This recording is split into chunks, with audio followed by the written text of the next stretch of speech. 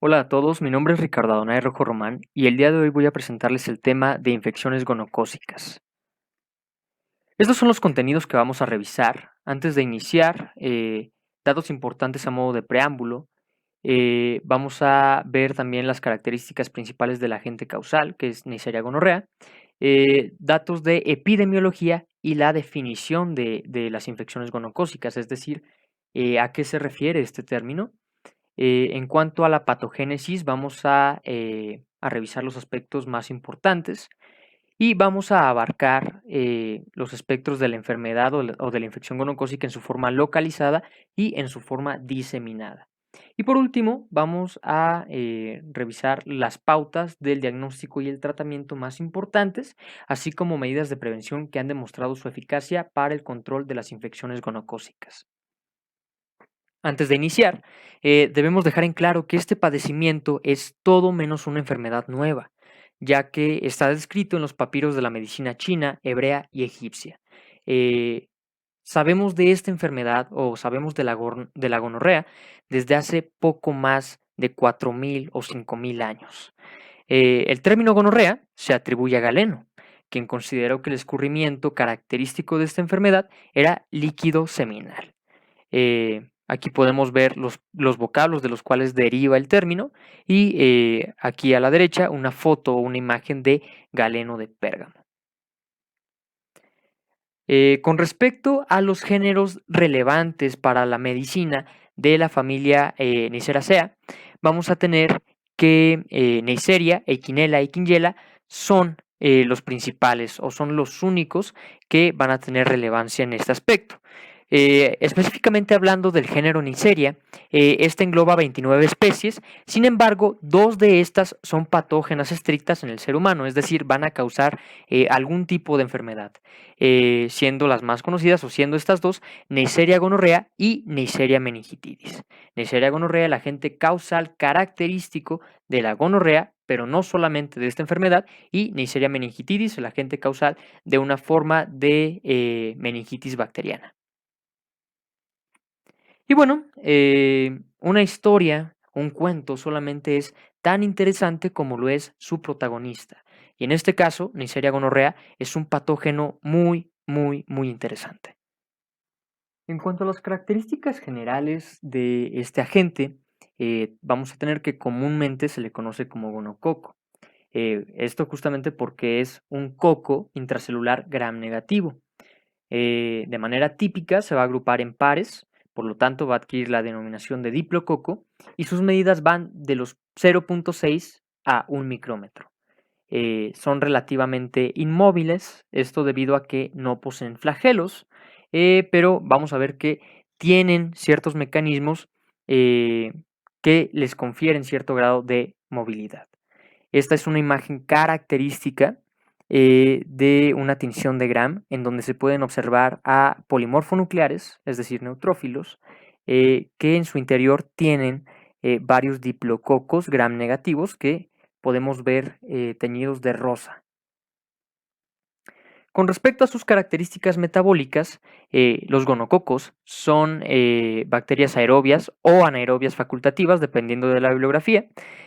Su temperatura óptima de crecimiento va de los 36 a los 39 grados centígrados y el pH de crecimiento óptimo de 6 a 8. Son bacterias oxidasa positiva y glucosa positiva. Además, presentan actividad de citocromo P450.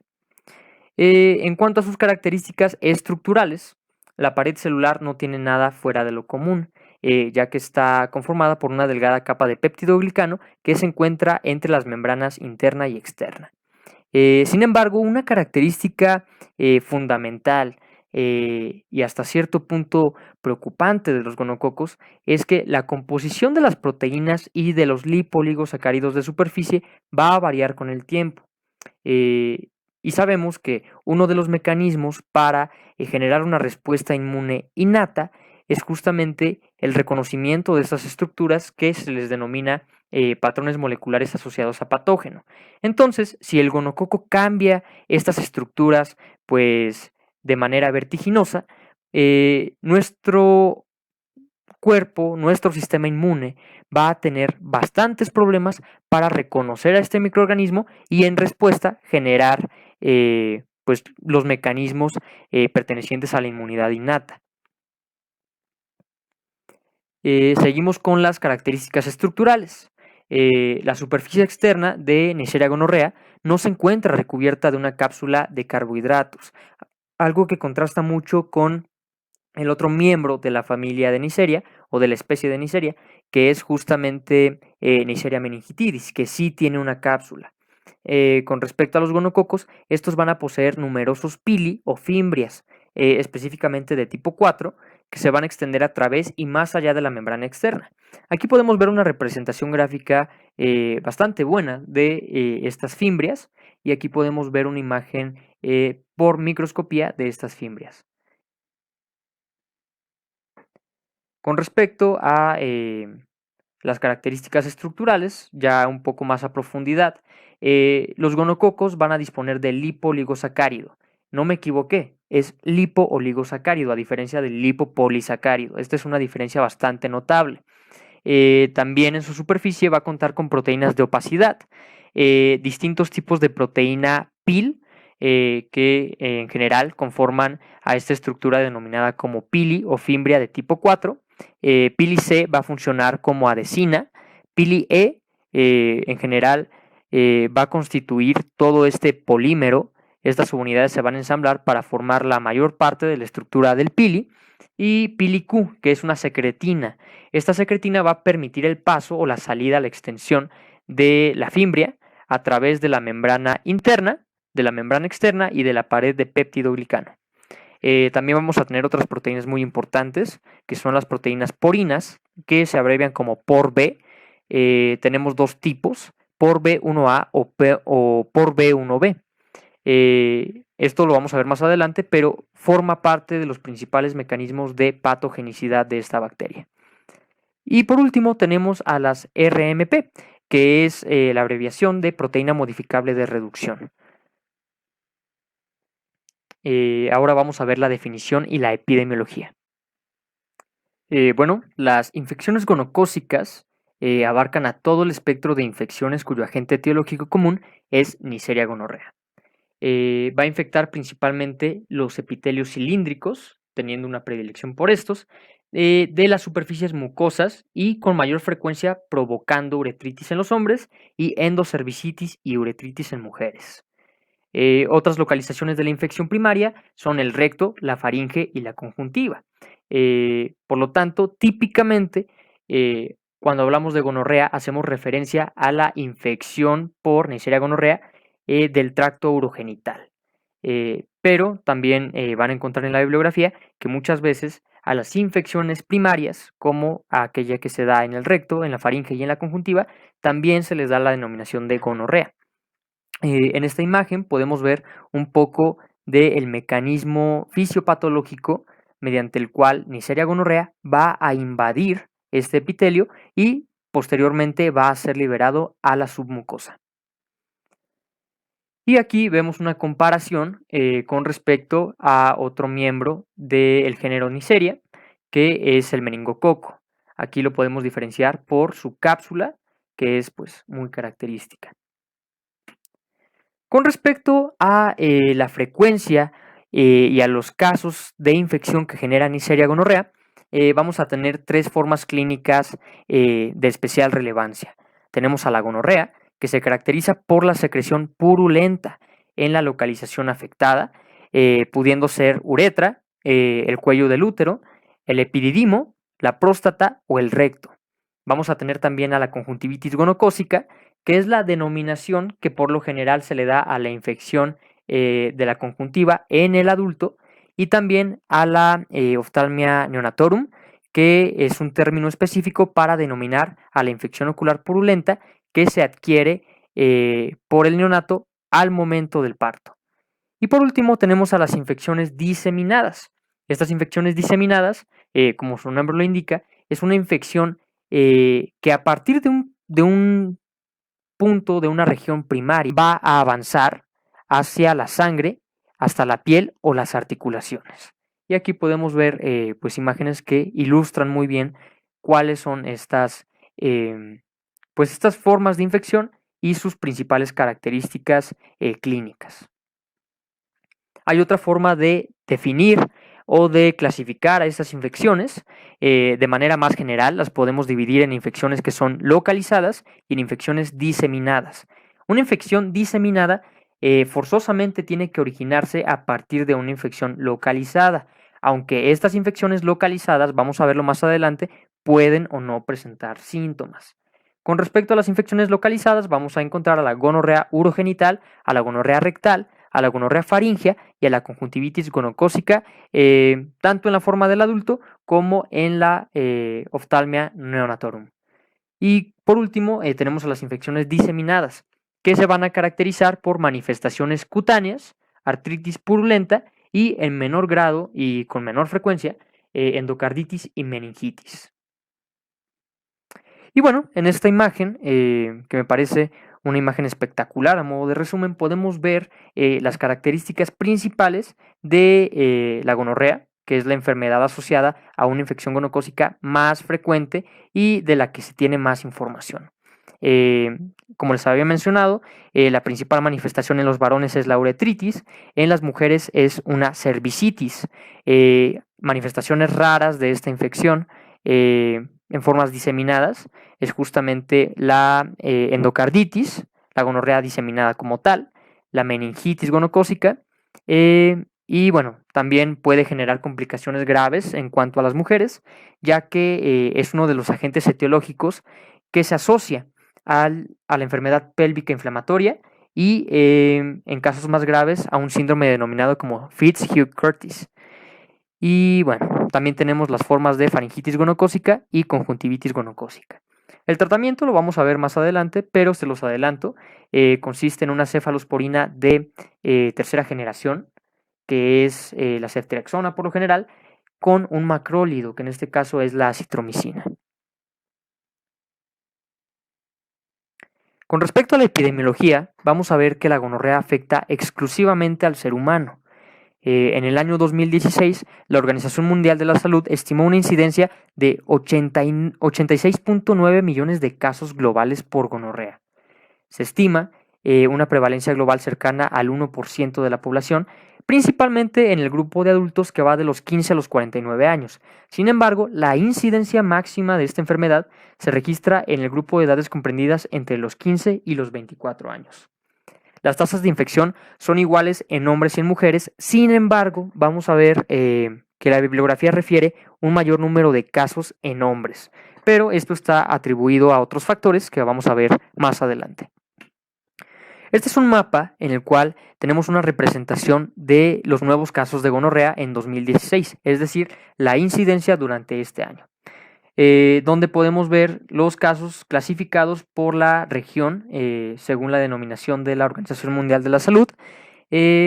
Podemos ver que hay mayor número de casos nuevos, o había mayor número de casos nuevos durante este año, en las regiones de África, Asia y América. En un color azul oscuro podemos ver los casos de mujeres, la incidencia en mujeres, y en un azul un poco más tenue podemos ver la incidencia en hombres, que sí, de cierto modo es mayor, pero esto se puede explicar debido a la fisiopatogenia de la enfermedad o a la fisiopatología de la enfermedad. Continuando con la epidemiología, debemos de destacar ciertos factores de riesgo que se asocian a una mayor incidencia en los casos de infección gonocócica, predominantemente haciendo referencia a la gonorrea. Entre estos destaca una vida sexual activa, siendo este el principal factor de riesgo para la presentación de la gonorrea. Las personas que habitan en poblaciones urbanas tienen más riesgo que aquellas que habitan en zonas rurales o en poblaciones rurales. Las personas no caucásicas, principalmente afrodescendientes, tienen una frecuencia 15 veces mayor o un riesgo relativo 15 veces mayor con respecto a los caucásicos. También el hecho de tener múltiples parejas sexuales representa un factor de riesgo importante. Y por último, un menor nivel educativo que se va a asociar a hábitos de riesgo en cuanto a las relaciones sexuales que pueden predisponer o que pueden significar un riesgo incrementado para la transmisión y la infección por Neisseria gonorrea. Es importante resaltar que actualmente las formas de infección neonatal, tanto la oftálmica como la faríngea, son infrecuentes y la transmisión no sexual es también muy inusual. Entonces, si llegáramos a ver el caso de un niño o de una niña que tenga una infección por gonococos, principalmente pudiendo ser una infección faríngea o como tal ya una infección del tracto genitourinario, podemos rastrear a un abuso sexual por parte de un adulto infectado. En cuanto al riesgo de transmisión, este va a ser mayor de hombre a mujer, ya que es de 50 a 70%, y de mujer a hombre es del 20%. Una cosa importante o un aspecto importante que se debe de tomar en cuenta en cuanto a la transmisión de la gonorrea es justamente que los sujetos asintomáticos constituyen el principal reservorio de Neisseria gonorrea. Y este estado de portador asintomático es más frecuente, mucho más frecuente en la mujer que en el hombre, ya que hasta un 50% de las mujeres infectadas no va a presentar síntomas. Y el problema que esto representa en cuanto al riesgo epidemiológico es que justamente las personas asintomáticas no realizan cambios en su comportamiento sexual, como por ejemplo la abstinencia durante el periodo activo de la enfermedad. Entonces, estas personas que son asintomáticas sí son capaces de transmitir el patógeno y por ende, pues propiciar estos brotes o este aumento que se ha visto últimamente con respecto a la prevalencia y a la incidencia de gonorrea. Se resalta también que el número de casos informados constituye la mitad de la cifra real. Esto es preocupante. ¿Por qué? Porque hay muchos casos que no se informan debido a deficiencias en el registro epidemiológico. También tenemos como otro factor importante la automedicación por parte del paciente.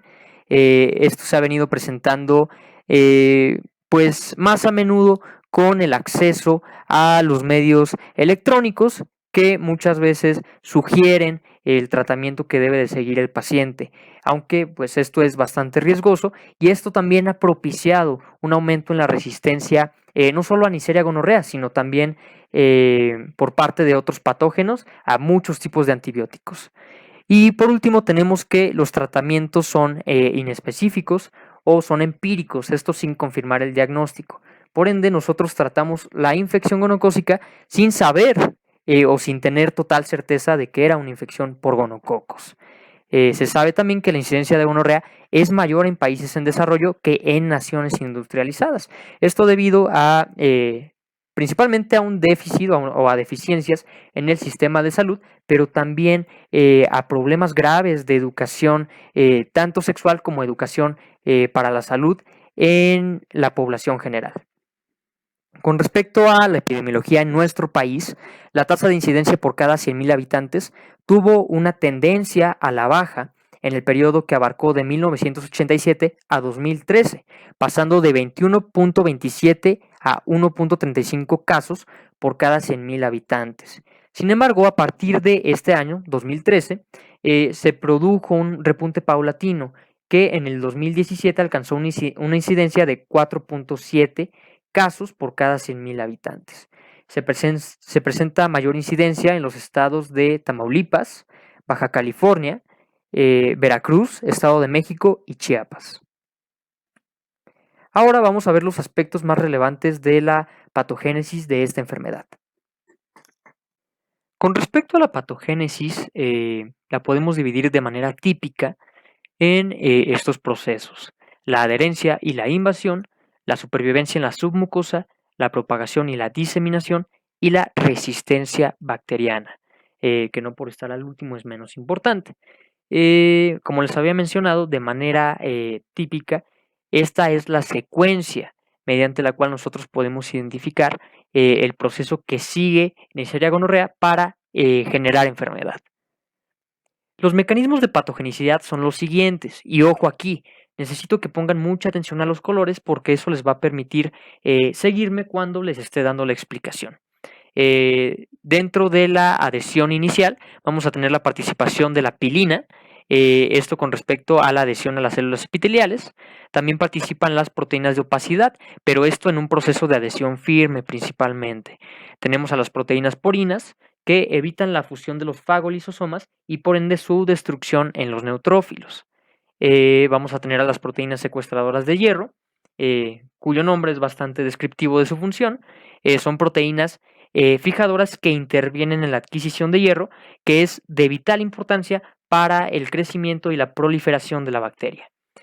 También tenemos al lipo-oligosacárido, que tiene actividad principal como una endotoxina, a la catalasa, que es una enzima que descompone el peróxido de hidrógeno en agua y oxígeno, y por último a la beta-lactamasa como la principal o el principal mecanismo de resistencia a penicilina, pero no por eso es el único, sino que hay múltiples mecanismos de resistencia antimicrobiana, pero este es uno de los más característicos.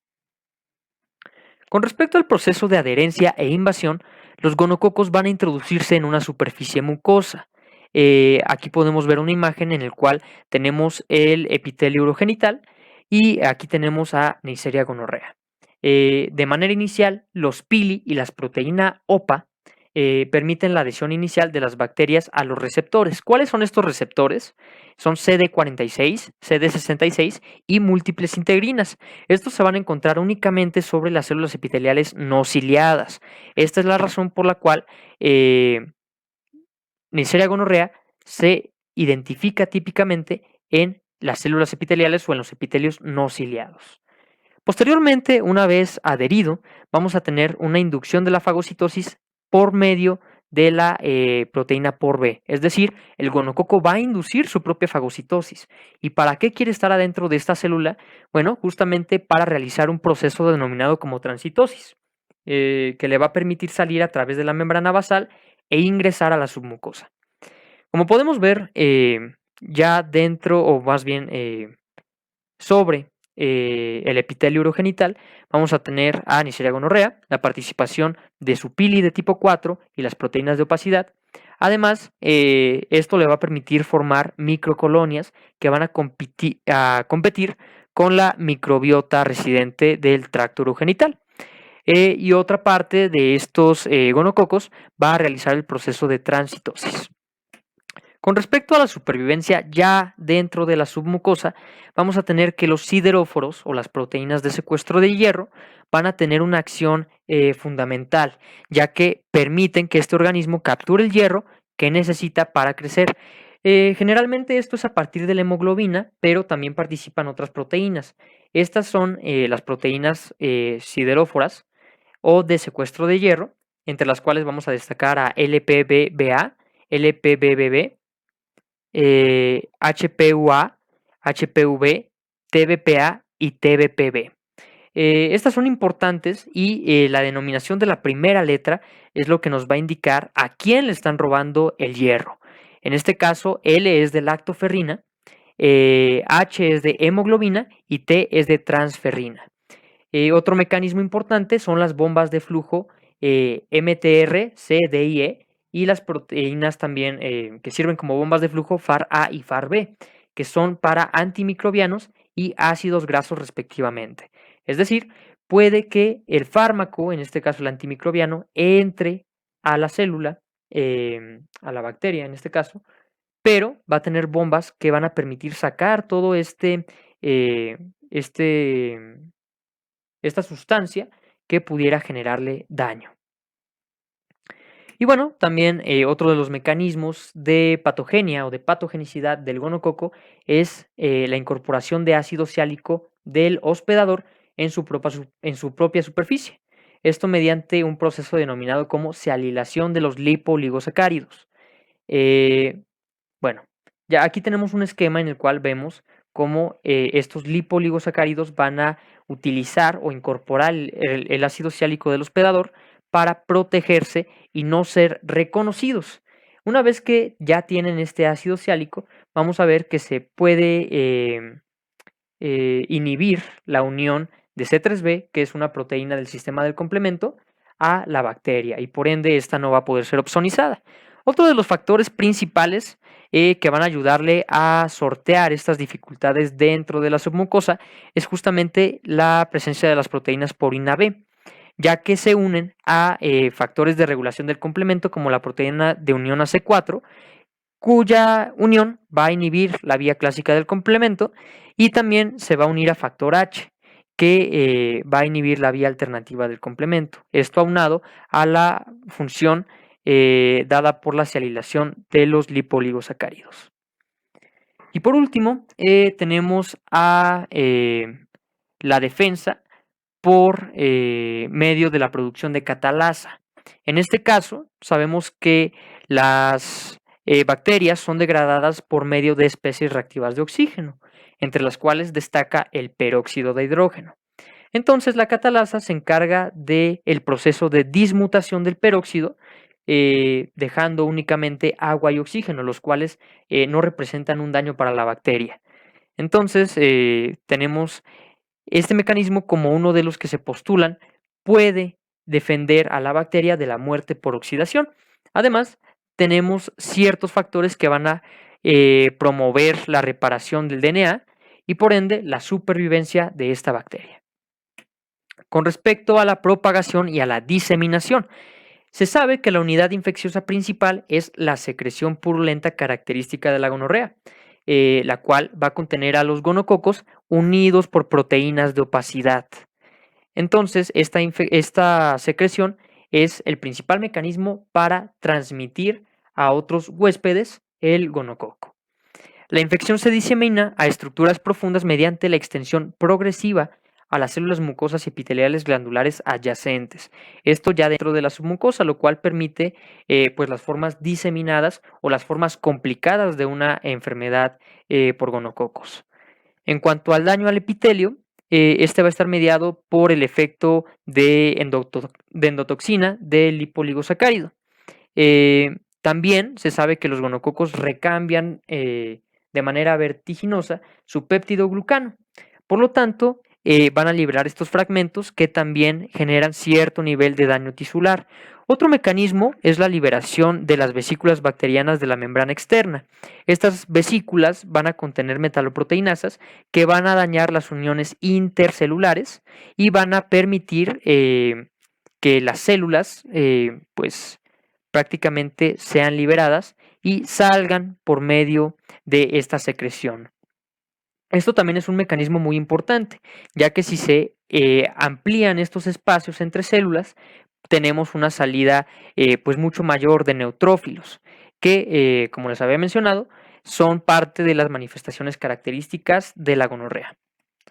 Este es un resumen del proceso patogénico con todos sus pasos, donde podemos ubicar la adherencia al epitelio urogenital, la competencia con la microbiota residente del epitelio o del urotelio y también a la adquisición de hierro por medio de las proteínas de secuestro. Como les había mencionado, cierta parte de estas bacterias va a generar una colonización del epitelio, mientras que otras van a realizar el proceso de transitosis. Una vez en la submucosa, estos gonococos van a ser reconocidos por macrófagos y células dendríticas, generando una respuesta que involucra un aumento en el número de citocinas y de quimiosinas, lo cual va a ser de utilidad para atraer a neutrófilos. Y estos neutrófilos posteriormente van a salir de la submucosa hacia la luz del urotelio o hacia la luz del tracto urogenital, y esto va a generar el exudado, que es rico en neutrófilos, que va a caracterizarse por estar lleno de gonococos. Y por último tenemos a la resistencia bacteriana. Debemos de dejar en claro que los gonococos no mutan con mucha facilidad o con mucha frecuencia. Sin embargo, poseen plásmidos y estos plásmidos van a transferir información genética que confiere resistencia no solo frente a penicilina, sino frente a muchos fármacos. En este esquema podemos ver cómo ha evolucionado la resistencia con respecto al tiempo. En este tono de verde podemos ver, entre verde y gris, podemos ver en qué año o en qué fecha se inicia el tratamiento con un determinado antibiótico, Posteriormente, en morado podemos ver cuándo se inicia a desarrollar la resistencia a este antibiótico, y en azul podemos ver cuándo ha determinado que se deje de usar este antibiótico debido a niveles excesivamente altos de resistencia. Podemos ver que ha evolucionado y ha generado resistencia frente a prácticamente muchos antibióticos con mecanismos de acción muy diferentes. Y bueno, actualmente se sabe que las cefalosporinas siguen siendo útiles, aunque bueno, ya hay cierto grado de resistencia, y más recientemente se ha iniciado a usar las fluoroquinolonas como una alternativa terapéutica. Sin embargo, las cefalosporinas de tercera generación siguen siendo el tratamiento de elección para la gonorrea y múltiples tipos de infecciones gonocócicas. Bueno, ahora vamos a continuar con el espectro de las infecciones gonocócicas limitadas, empezando con la gonorrea. La gonorrea va a tener diferentes manifestaciones. Primero vamos a abarcar aquellas correspondientes a la gonorrea en el varón. En este caso, el sitio primario de la infección es la uretra, siendo la uretritis aguda la manifestación predominante. En general, el periodo de incubación es de 2 a 7 días. Alguna bibliografía dice o menciona que son de 2 a 5 días, otra bibliografía menciona que son de 2 a 6 días, pero en general tenemos una variación con respecto al tiempo de 1 a 10 días. Y bueno, el exudado uretral y la disuria, que es muy característico que ésta se presente sin síntomas de poliuria o de urgencia urinaria, como vimos en el caso de las infecciones de vías urinarias. Estos son los principales síntomas y podemos ver aquí justamente la secreción purulenta, que es característica de la gonorrea en el varón. A veces se puede dar el caso de que exista cierto grado de eritema en el meato. Sin embargo, es muy variable esta presentación y no se ha determinado con qué frecuencia se puede presentar, pero se sabe que pues ocasionalmente puede ser uno de los hallazgos a la exploración física. Con respecto a la secreción, esta va a volverse más profusa y purulenta con respecto al tiempo. La tinción de Gram de la secreción de la uretra va a revelar generalmente a polimorfonucleares, así como a monococos y diplococos intracelulares Gram negativos, siendo este el hallazgo característico de la gonorrea genitourinaria en el varón. Y bueno, aquí podemos ver una tinción de Gram donde se observan a polimorfonucleares teñidos que tienen en su interior múltiples monococos y diplococos intracelulares Gram negativos.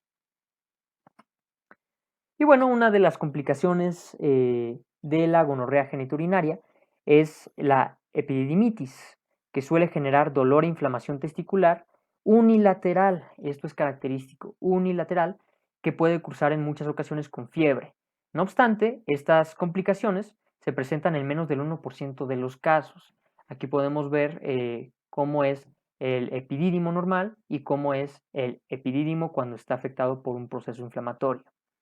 En general, otra de las complicaciones es la uretritis posterior y la prostatitis, las cuales se manifiestan habitualmente con dolor pélvico o perineal y retención urinaria que, bueno, actualmente son infrecuentes. Muchas veces la retención urinaria se relacionaba más con el tratamiento que se le daba a estas complicaciones que realmente como parte del proceso generado por el agente. Actualmente son pues bastante frecuentes ambas formas y aquí podemos ver una imagen donde se relacionan estas estructuras y nos facilita el entendimiento de cómo es que se puede generar pues esta complicación o este grupo de complicaciones. Con respecto a la gonorrea genitourinaria en la mujer, vamos a tener afectación principalmente del epitelio cilíndrico del cuello uterino o cervix. El periodo de incubación es mucho menos definido que en el de los varones, pero los síntomas se van a desarrollar por lo general en el transcurso de los 10 días siguientes a la infección. Y bueno, la gonorrea del aparato genital inferior en mujeres puede correlacionarse con metrorragia o manchado que se produce después del acto sexual. Aquí podemos ver las diferencias morfológicas con respecto al cervix normal y a un cérvix que está afectado por un proceso, en este caso, infeccioso. En una minoría de los casos, a la exploración física se van a detectar la secreción cervical purulenta o mucopurulenta, edema cervical o hemorragia cervical, que es fácilmente inducible por la manipulación durante la exploración física. Esto es muy importante. Hablamos de una minoría de los casos, ¿por qué? Porque habíamos mencionado que el 50% de las mujeres con gonorrea van a ser asintomáticas. Entonces, aún dentro de pues ya limitada porción de casos que van a presentar síntomas, estas manifestaciones durante la exploración física son bastante raras, pero sí pueden presentarse. En ocasiones vamos a poder extraer exudado purulento al comprimir los conductos ya sea de las glándulas de Bartholin o de las glándulas de Skin. Y bueno, olvidé mencionarlo, pero la bartolinitis es también una de las complicaciones de una enfermedad causada por una infección gonocócica. En cuanto a una de las complicaciones ya más graves, tenemos a la enfermedad pélvica inflamatoria. Esta se caracteriza o se define como una infección del aparato genital femenino, obviamente, que genera endometritis, salpingitis u ovaritis. Estas son las tres manifestaciones principales. Pueden estar presentes las tres al mismo tiempo, aunque generalmente tenemos salpingitis y endometritis o salpingitis y ovaritis, pero sí pueden presentarse las tres durante el mismo periodo. Esto es importante ya que entre el 10 y el 40% de las mujeres que tengan una infección gonocócica van a desarrollar una enfermedad pélvica inflamatoria. Y se considera que Neisseria gonorrea es el agente causal de entre el 5 y el 30% de los casos. Con respecto a las manifestaciones clínicas, vamos a tener un dolor abdominal inferior. Estos síntomas o el dolor va a coincidir con el inicio o el final de la menstruación. Un tercio de las mujeres que presenten enfermedad pélvica inflamatoria van a registrar hemorragia vaginal anómala, también denominada como metrorragia. Y bueno, también se pueden producir fiebre, escalofríos, anorexia, secreción vaginal purulenta, uretritis y proctitis, debido a que son estructuras pues aledañas que en general también pueden sufrir este proceso de infección. Con respecto a los signos de dolor abdominal que ya había mencionado, son ocasionalmente unilaterales. La regla es que sean bilaterales, pero puede presentarse también como un dolor unilateral.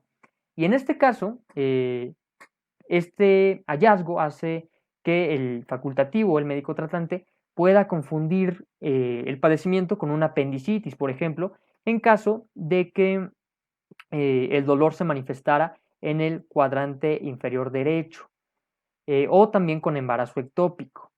Con respecto al dolor abdominal a la palpación, cuando se genera mediante la examinación o la exploración del cuadrante superior derecho, podemos sospechar de una perihepatitis.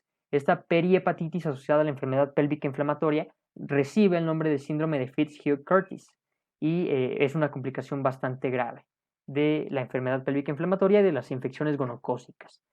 Otro agente causal que puede causarla, que puede generarla, es Clamidia trachomatis. Y con respecto a la enfermedad pélvica inflamatoria grave, esta puede ir acompañada de signos de peritonitis generalizada. Esto generalmente ya dentro del síndrome de Fitzhugh-Curtis. Y aquí podemos ver imágenes características de este síndrome, donde se observan adherencias en cuerda de violín entre la superficie del lóbulo hepático y la pared abdominal. Y aquí tenemos la adherencia en el lóbulo hepático izquierdo y la pared abdominal. Con respecto a la enfermedad pélvica inflamatoria, una parte importante del impacto de este proceso es las secuelas que va a generar. Entre ellas destacan la cicatrización de las trompas de falopio, que a menudo induce infertilidad por factor tubárico, embarazo ectópico y dolor pélvico crónico. Con respecto al riesgo que hay de padecer infertilidad por factor tubárico, tenemos que con un único episodio de enfermedad pélvica inflamatoria, el riesgo es de 8%, 2 episodios incrementan el riesgo a un 20% y 3 o más episodios a un 40%. Este es un esquema comparativo de las manifestaciones clínicas o de cómo se va a manifestar la enfermedad en el varón o en la mujer. No necesariamente tiene que ser clínica en la mujer principalmente porque vemos que al menos la mitad de las pacientes van a presentar una infección asintomática. Y con respecto a las manifestaciones sintomáticas o a la manifestación clínica que podemos observar, es la cervicitis y la uretritis. En ciertos casos con frecuencia se pueden presentar complicaciones locales, que ya las habíamos mencionado, eran aquellas que correspondían a la enfermedad pélvica inflamatoria, y en menor grado puede conducir a una peritonitis o a un síndrome de Fitzhugh-Curtis. Y aún más raro, se puede presentar la sepsis o una enfermedad gonocócica diseminada, que se va a caracterizar por erupción y por artritis. Meningitis y endocarditis son formas raras de infección gonocócica diseminada. Con respecto al varón, vamos a tener un patrón de la enfermedad principalmente sintomático, en donde la manifestación más importante o más frecuente es la uretritis aguda. Vamos a tener complicaciones locales en mucho menor grado que en el caso de las mujeres, y la sepsis también pues es bastante infrecuente. Y bueno, es prácticamente lo mismo con respecto a la infección gonocócica diseminada. También puede haber vaginitis gonocócica. De manera típica, la mucosa vaginal no se va a afectar. ¿Por qué? Porque está revestida de un epitelio escamoso estratificado. Entonces, pues vamos a decirlo coloquialmente, a Neisseria gonorrea no le importaría o le costaría muchísimo trabajo invadir este epitelio. Por lo tanto, pues no es normal que se presente vaginitis gonocócica. Sin embargo, se puede dar en casos de pacientes anestrogénicas. Anestrogénicas quiere decir que ya no producen estrógenos o que su producción es muy baja. Por ejemplo, puede ser en pacientes prepubescentes o puede ser en pacientes posmenopáusicas, ya que la mucosa vaginal va a tener características muy similares en estas etapas. En cuanto a la vaginitis gonocócica, se va a manifestar por una mucosa vaginal eritematosa y edematosa. Además, va a existir una profusa secreción purulenta que va a ser un síntoma característico. Con respecto a las etapas que les mencioné, en las cuales se puede presentar la vaginitis gonocócica, corresponden a un bajo nivel de estimulación estrogénica, es decir, la etapa prepuberal y la menopausia o la posmenopausia, donde podemos ver un epitelio con características muy similares. Y bueno, también otra de las formas de infección que corresponden a las gonorreas es la gonorrea anorrectal, la cual es muy frecuente en mujeres y en hombres, principalmente en aquellos que mantienen relaciones homosexuales. Esta, pues obviamente se va a transmitir por medio del sexo anal, pero en las mujeres vamos a tener otro mecanismo mediante el cual la propagación va a ser a partir del exudado del cuello uterino hacia el recto, no necesariamente con una práctica sexual anal que esté implicada. Y bueno, el 80% de las infecciones rectales van a ser subclínicas. Y si llegaran a haber formas sintomáticas, se van a manifestar con proctitis aguda, la cual se caracteriza por dolor o prurito anorrectal, tenesmo por la inflamación, secreción rectal purulenta y rectorragia en el caso de que ya existan lesiones a a la mucosa rectal. Con respecto a la gonorrea faríngea, es una manifestación que suele ser asintomática o suele ser muy leve. Puede presentarse irritación faríngea y adenitis cervical. La forma de contagio principal es la exposición sexual bucogenital, es decir, la felación o la estimulación bulbobucal.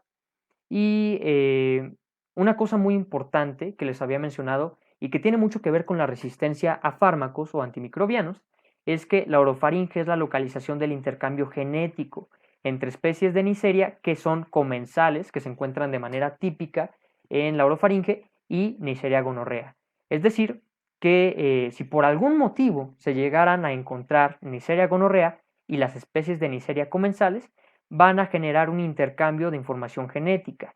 Las especies que están en la boca, por lo general, van a tener mecanismos de resistencia a antibióticos que le van a transferir a las especies de Neisseria gonorrea que se atribuyen más a las formas de infección urogenital. Y bueno, con respecto a la gonorrea urogenital, vamos a ver una coexistencia de este proceso de 3 a 7% de los hombres heterosexuales, en un 10 a 30% de los casos que se presentan en mujeres, e igual de un 10 a un 30% de los casos en hombres que tengan relaciones homosexuales. Con respecto a la gonorrea en el embarazo, esta puede tener graves consecuencias tanto para la madre como para pues, el feto. Esto es muy importante ya que también va a haber un riesgo elevado de coinfección por clamidia, sífilis y tricomonas. Específicamente con clamidia hay un riesgo de coinfección o una frecuencia de coinfección del 41% en mujeres. Entonces, dentro del primer trimestre, las implicaciones o las consecuencias que puede tener una infección gonocócica van a ser la salpingitis y la enfermedad pélvica inflamatoria, que se asocian a altas tasas de muerte fetal. Y ya hacia el final del embarazo, vamos a tener que estas infecciones se asocian a ruptura prematura de membranas, parto prematuro, coreamnionitis, onfalitis y septicemia en el lactante. Y bueno, vamos a ver ahora el espectro de la conjuntivitis gonocócica. Conjuntivitis gonocócica generalmente se utiliza para denominar a la infección oftálmica en el adulto. Y esto pues es muy frecuente que se identifique en individuos que tienen gonorrea genital. ¿Y cómo se transmite? Bueno, pues por medio de la autoinoculación, en la mayoría de los casos. Bueno, la infección llega a provocar un llamativo edema palpebral, intensa hiperemia y quemosis. En esta imagen podemos observar de mejor manera el edema palpebral y también, obviamente, la hiperemia. Y en esta imagen se observa mucho mejor la hiperemia. En algunos casos pueden adquirirse por otras vías, como la exposición bucogenital, que durante la felación pueda haber pues cierto riesgo de que las bacterias o las secreciones lleguen a los ojos y esto genere una conjuntivitis gonocócica. Y bueno, con respecto a las manifestaciones clínicas, hay que agregar que es muy dolorosa. A menudo se presenta con fotofobia y exudado purulento abundante. En ausencia del tratamiento antibiótico, la complicación más frecuente y una de las más graves es la ulceración corneal, que puede terminar con la pérdida de la visión parcial o inclusive total. Con respecto a la oftalmia neonatorum, que es la forma de infección gonocócica oftálmica en el recién nacido, esta se va a adquirir a través o a partir de la madre infectada al momento del parto. Las manifestaciones clínicas van a ser agudas y comienzan entre el día 2 y el día 5 posterior al nacimiento. Históricamente, en la antigüedad, esta enfermedad era una causa muy común de ceguera. Sin embargo, actualmente es bastante infrecuente y las manifestaciones clínicas son leves, por así decirlo, ya que no generan ceguera. Esta infrecuente presentación se ha logrado debido a una mejora en el control de la gonorrea en general, debido al uso de la terapia con antibióticos y también al uso sistemático de la profilaxis ocular neonatal. Aquí podemos ver otras imágenes con respecto a las manifestaciones clínicas de la oftalmia neonatorum. Y ahora vamos a pasar a las infecciones gonocócicas diseminadas. Con respecto a la infección gonocócica diseminada, esta se va a manifestar a través de dermatitis, principalmente en un 75% de los casos, como tenosinovitis poliarticular en un 70% y como artritis séptica de un 25 a un 50%. La gravedad de esta infección diseminada va a ser muy variable. Puede ir desde una afección leve, o una afectación leve, perdón, hasta una enfermedad fulminante que culmine pues con la muerte del paciente. Con respecto a la infección gonocócica diseminada, Afortunadamente se registra con muy poca frecuencia, corresponde a menos del 1% de las infecciones gonocócicas, pero lamentablemente las cepas de Neisseria gonorrea que se han asociado a la diseminación también se asocian a infecciones que no generan síntomas. Entonces, en algunos casos, estas infecciones gonocócicas van a representar el debut del paciente, un paciente que nunca había tenido o manifestado síntomas de infección genitourinaria, pero que va a terminar con una infección gonocócica diseminada. Actualmente, las formas graves de la infección gonocócica diseminada, como la endocarditis y la meningitis, pues son bastante infrecuentes. Uno de los factores de riesgo principales es la menstruación, y justamente las infecciones gonocócicas diseminadas se presentan en un 66% en mujeres. Esto también corresponde mucho con las cepas que generan una infección asintomática, que como vimos, la infección asintomática es mucho más frecuente en mujeres. En el 50% de las mujeres afectadas, los síntomas de la infección gonocócica diseminada van a iniciar en un plazo de 7 días posterior a la menstruación. Y con respecto a uno de los factores más importantes para el desarrollo de la infección gonocócica diseminada, este es la falta de las proteínas del complemento, específicamente aquellas que participan en el complejo de ataque a membrana, siendo estas C5, C6, C7, C8 y C9. En general, este déficit del complemento va a predisponer a una bacteriemia por Neisseria, o también conocida como como gonococcemia, perdón.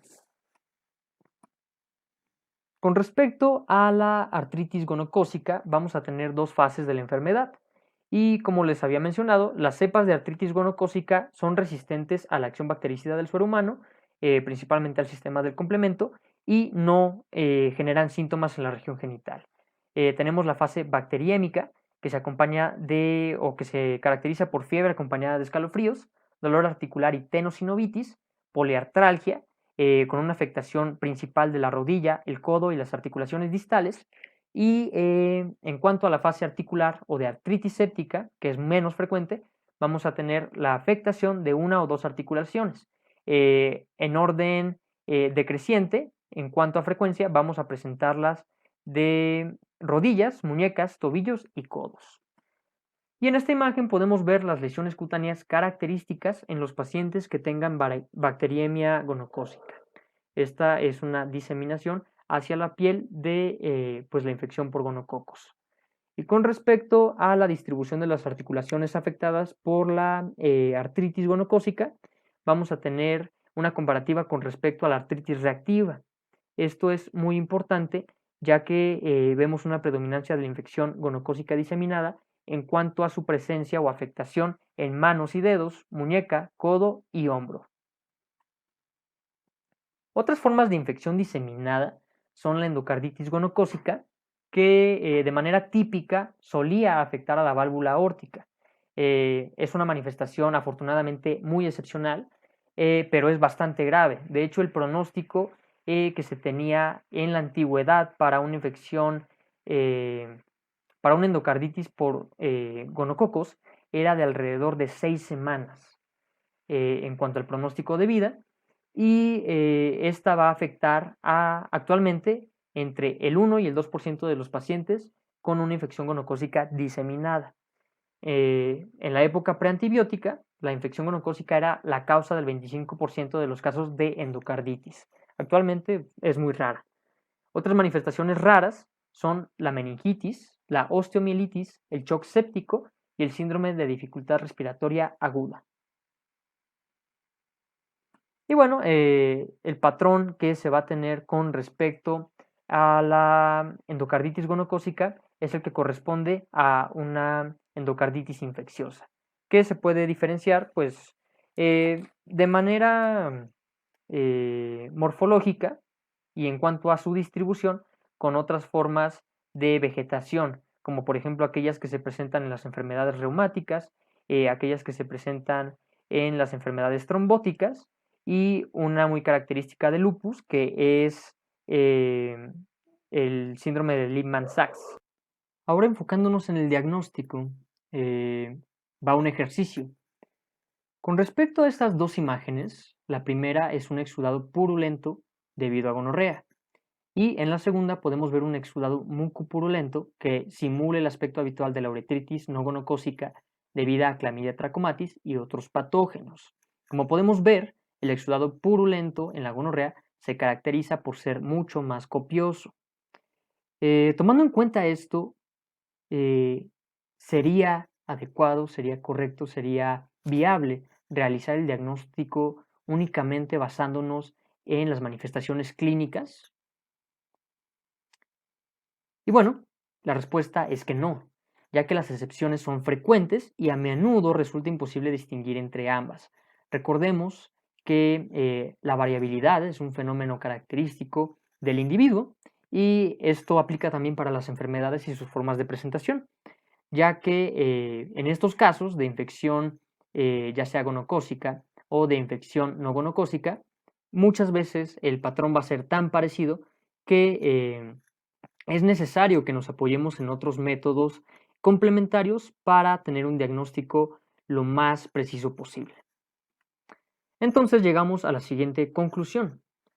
Hemos escuchado muchas veces que la clínica debe de regir o debe de mandar el actuar de un médico. Y sí, la clínica manda, pero no lo es todo.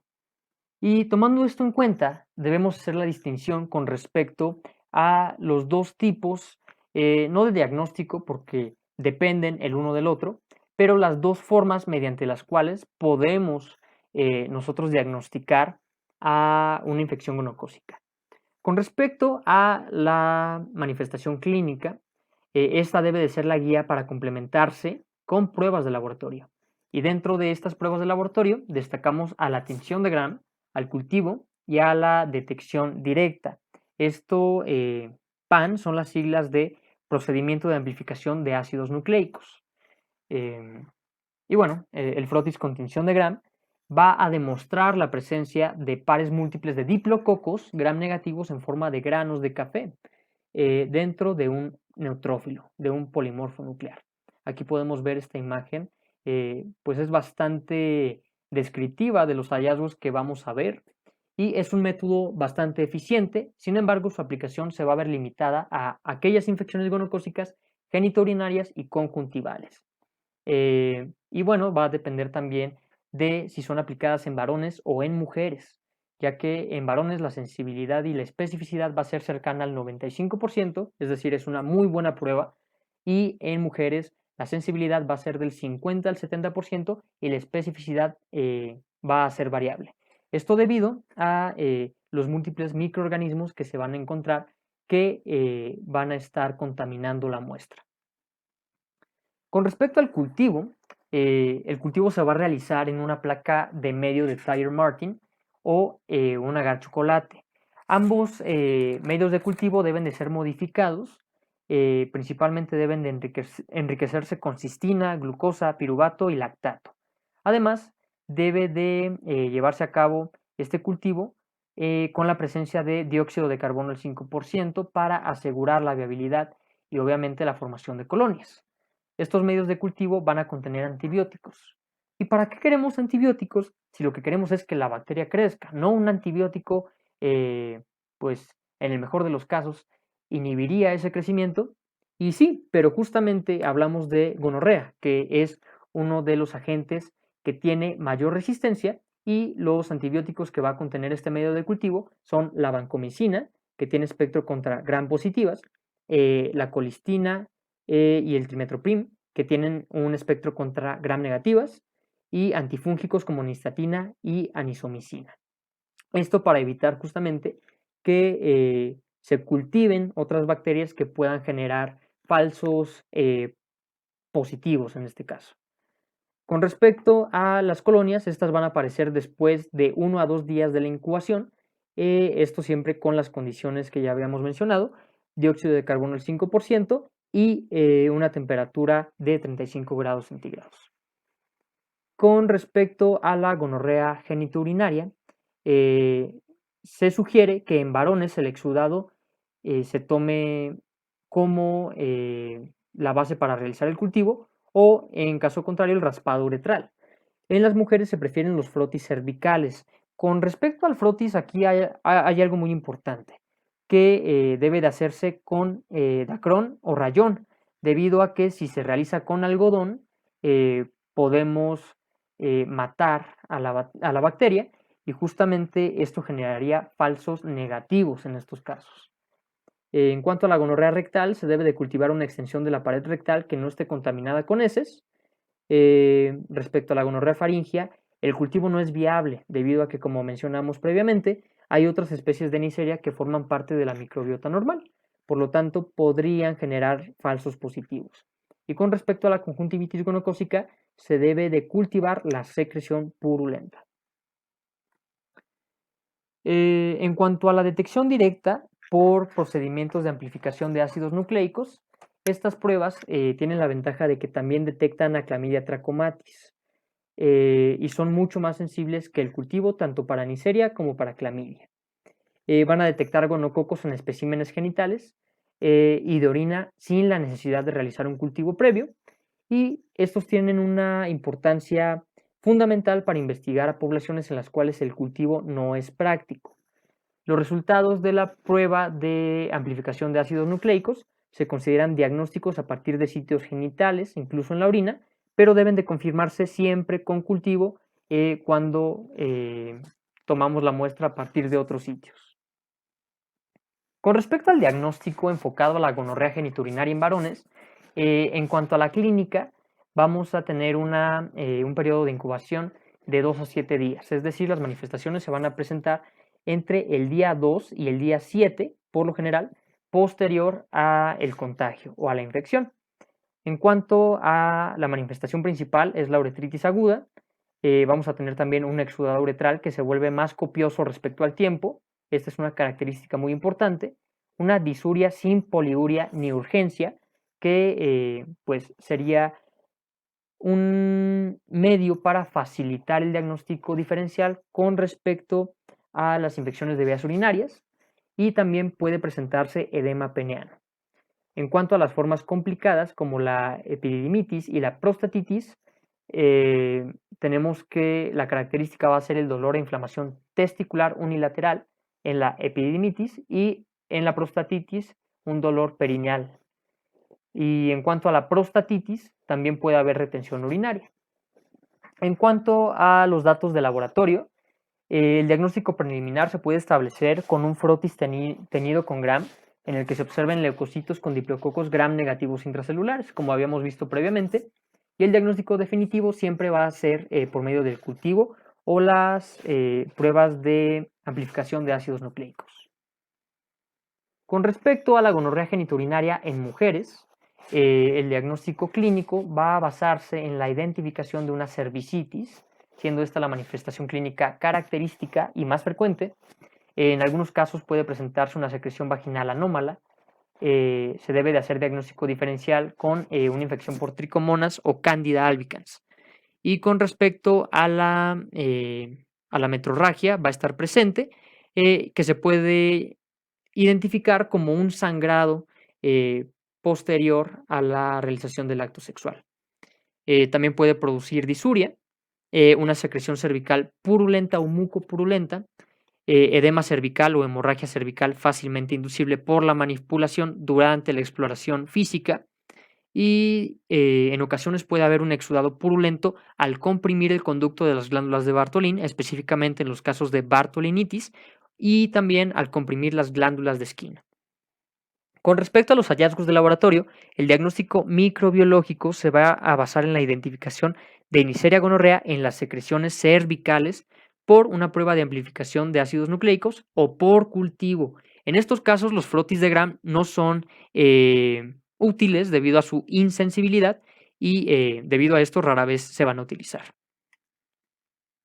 Con respecto a la enfermedad inflamatoria pélvica, el diagnóstico clínico va a estar basado en el dolor abdominal en el cuadrante inferior, que generalmente es bilateral, pero puede ser unilateral. Esto hay que tomarlo en cuenta. Este dolor también puede agravarse durante el coito, es decir, puede generar dispareunia. Con respecto a la frecuencia de los síntomas, estos van a coincidir con el inicio o el final de la menstruación, Una tercera parte de las mujeres afectadas van a registrar una hemorragia vaginal anómala. Vamos a tener dolor a la palpación abdominal.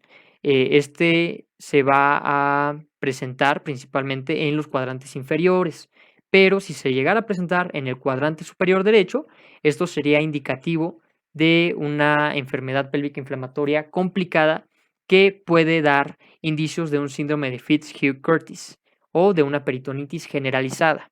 Con respecto al laboratorio, vamos a tener que la realización de las pruebas de amplificación de ácidos nucleicos, específicamente la PCR, aunada a un alto grado de sospecha clínica, puede ser suficiente para realizar el diagnóstico.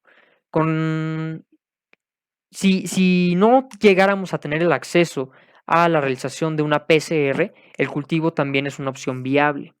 Y se debe de realizar una prueba de embarazo, esto con el fin de descartar un embarazo ectópico.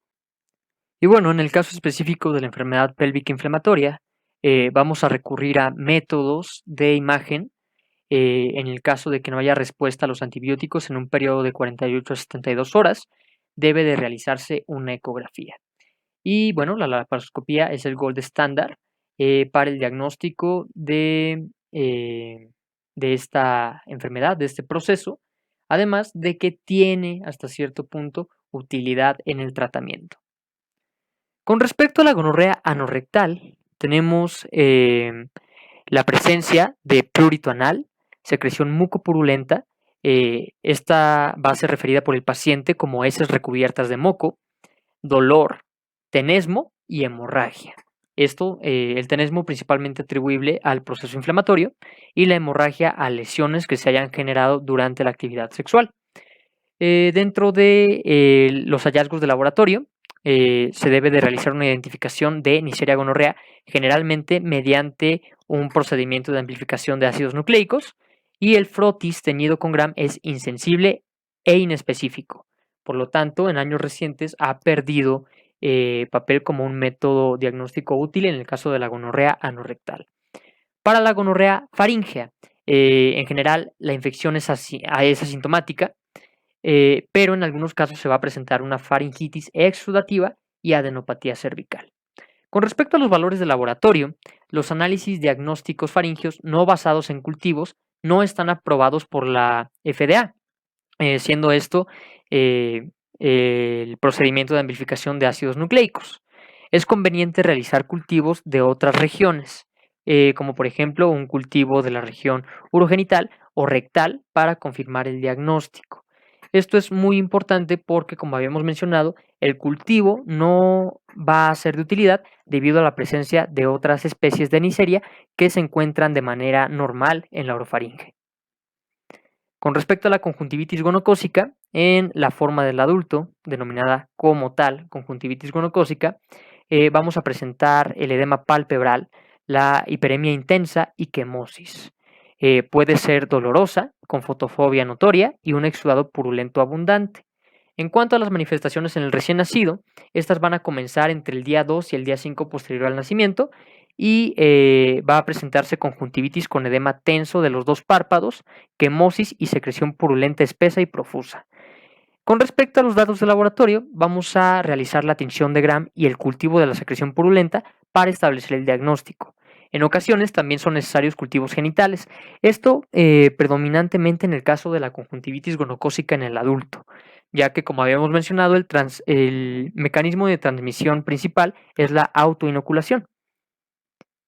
Con respecto a la infección gonocócica diseminada, el diagnóstico clínico va a estar caracterizado por la bacteriemia, que es representada por la fiebre con escalofríos, poliartralgia, en este orden de rodillas, codos y articulaciones más distales.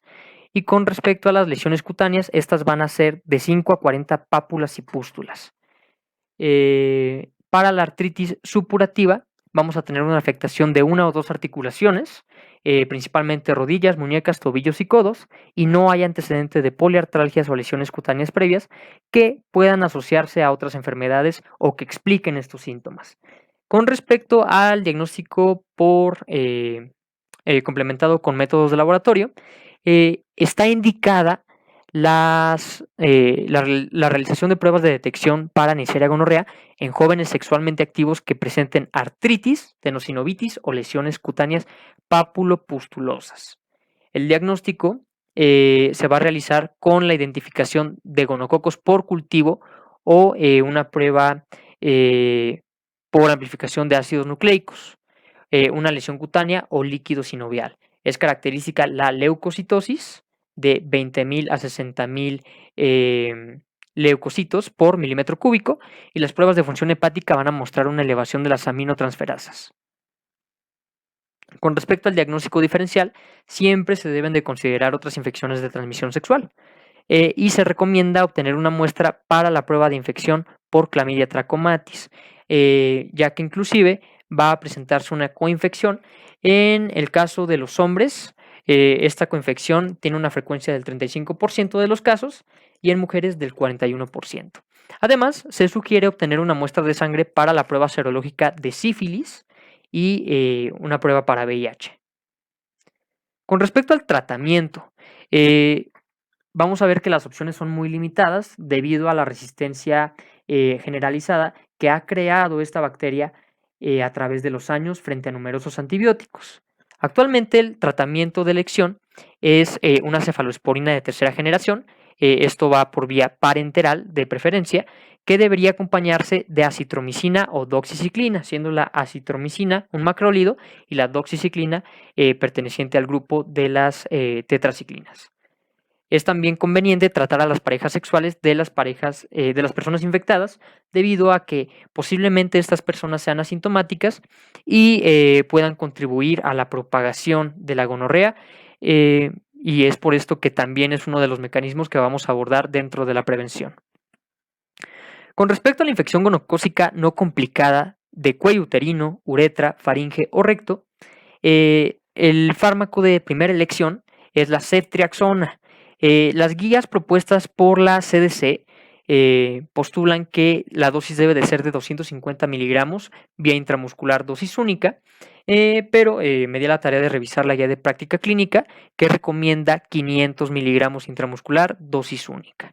En ambas guías se recomienda el consumo de acitromicina, 1 gramo vía oral, dosis única, con el fin de hacer más efectivo este tratamiento, principalmente en el caso de una infección o de una coinfección con Clamidia trachomatis.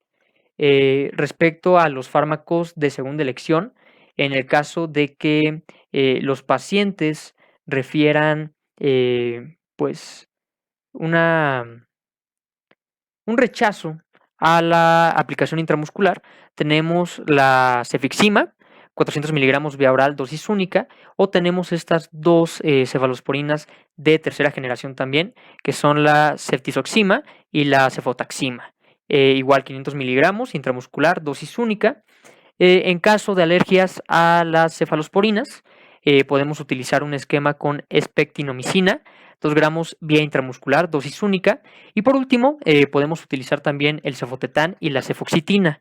Ambos son fármacos que pertenecen a la familia de cefamicinas, y debe de agregarse probenecid con el fin de aumentar o más bien disminuir la excreción renal de este fármaco y permitir que alcance una vida media más larga. Y a estos esquemas, a cualquiera de estos, se recomienda agregarle la administración de acitromicina, 1 gramo vía oral, dosis única. Con respecto a las infecciones gonocócicas complicadas, en el caso de una epididimitis, vamos a utilizar un esquema de ceftriaxona, dosis única intramuscular de 250 miligramos, seguida de doxiciclina 100 miligramos vía oral cada 12 horas durante 10 días. En el caso de la enfermedad pélvica inflamatoria, tenemos dos tipos de tratamiento, aquel ambulatorio y el que va a ser parenteral. En cuanto al ambulatorio, tenemos la administración de ceftriaxona, 250 miligramos intramuscular en una sola dosis, más doxiciclina, 100 miligramos vía oral, cada 12 horas durante 14 días, y metronidazol, 500 miligramos vía oral cada 12 horas durante 14 días. En cuanto a el esquema parenteral, tenemos dos pautas. La pauta A propone la utilización de cefotetán, 2 gramos intravenosa, cada 12 horas y la cefoxitina, 2 gramos también vía intravenosa cada 6 horas, más doxiciclina 100 gramos intravenosa o vía oral cada 12 horas.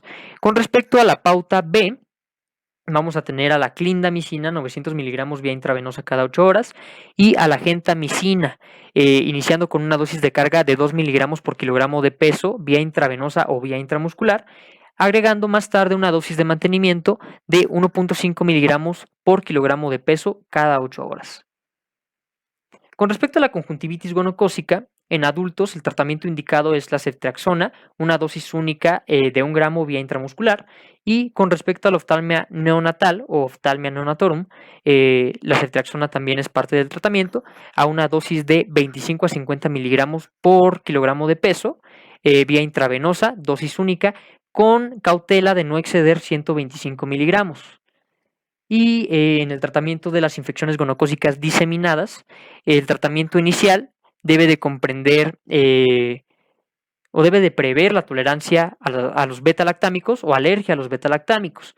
En el caso de tolerancia, vamos a indicar un esquema de ceftriaxona de 1 gramo intramuscular o intravenoso cada 24 horas. Este es el tratamiento recomendado. O también podemos dar cefotaxima 1 gramo intravenosa cada 8 horas o ceftizoxima 1 gramo intravenoso cada 8 horas. Si hay alergia a los beta-lactámicos, se sugiere un esquema con espectinomicina, 2 gramos intramuscular cada 12 horas. Y con respecto a la continuación del tratamiento, vamos a dar cefixima, 400 miligramos vía oral cada 12 horas. En cuanto a la endocarditis y meningitis, que son manifestaciones raras de una infección gonocócica diseminada, se indica la ceftriaxona por vía intravenosa en dosis altas, es decir, de 1 a 2 gramos cada 12 horas, de cada 12 a cada 24 horas.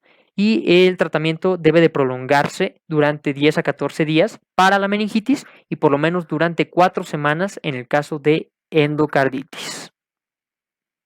Y bueno, con respecto a la prevención de las infecciones gonocócicas, lo ideal es la educación de los pacientes. Principalmente hablamos de educación sexual y educación para la salud, asesoría individual cuando sea necesario y la modificación de conductas de riesgo. El uso de preservativos es una de las medidas que ha demostrado ser más efectiva o efectivas para la disminución del riesgo de contagio de la gonorrea. Al igual, hay resultados controversiales respecto al uso de espermicidas con nonoxinol 9, ya que en algunas series de casos, en algunos ensayos clínicos, se ha reportado que disminuye el riesgo de contagio. Otro de los aspectos importantes de la prevención es el seguimiento exhaustivo de las parejas sexuales de los pacientes infectados, porque el hecho de tratarlos representa también una inversión en cuanto a prevención, debido a que estas personas, en algunos casos, serían portadores asintomáticos que promoverían un aumento en la incidencia y la prevalencia de la gonorrea en una población determinada. Y por último, debemos de tomar en cuenta que prevenir la propagación de la gonorrea y de todas las enfermedades de transmisión sexual puede ayudar a reducir la transmisión del VIH. Por lo tanto, es de vital importancia para la salud de la población enfocarnos o enfocar cada vez más recursos a estas estrategias de prevención. Y bueno, eso sería todo por mi parte. Espero que esta presentación les haya sido de utilidad y de antemano les agradezco por su atención.